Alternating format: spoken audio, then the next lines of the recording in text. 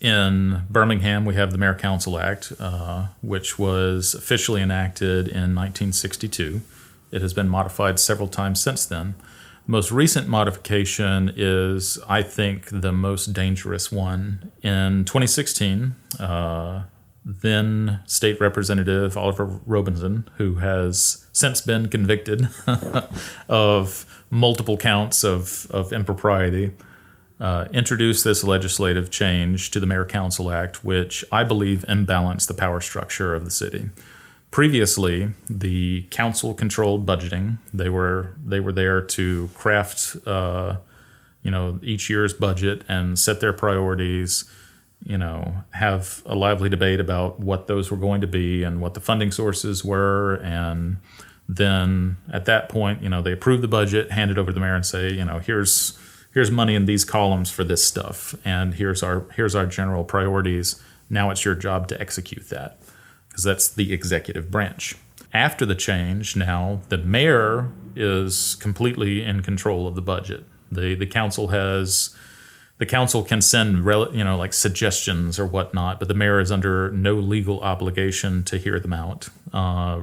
The council now only has an up or down vote on the budget that's presented to them, and there's no real legal way for them to assert any other input or control into the process other than just reject it outright, send it back to the mayor, and then try again.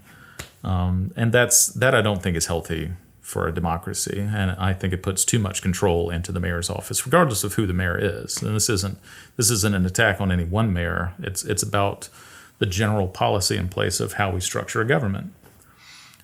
We need to return to having the council be in control of the budget so that we have, just a greater variety of input, because these councilors are coming from across the city, from a variety of constituencies, and all of those voices deserve to be heard. It shouldn't be concentrated into one dictatorial power from the mayor's office. The other thing that happened in that change was a lot of appointing ability to various boards and agencies in the city. Several of those were taken from the council and given over to the mayor. Same kind of situation applies where, those appointments need to have a greater oversight. You need, 9 voices to be heard from around the city to have a better selection process and make things more open and transparent. And I don't think people appreciate the way that things are structured around here, and it's very Byzantine. It's very closed off. If you're not really involved in city government much, you don't understand, well, this thing is controlled by that agency, which is overseen by that board.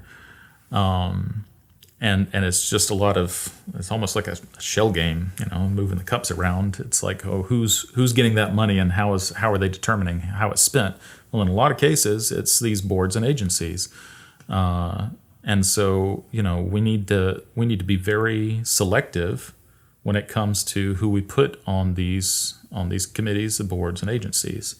And I think that you're only going to get a real thorough investigation of the people that will be appointed if you have the council overseeing this, so that once again you have that diversity in opinion and perspective and priorities that come from a multi-member council versus just single mayor being the one in control of who goes where. I'm Joseph Casper Baker III. On August 24th, vote for me for Birmingham City Council District 3.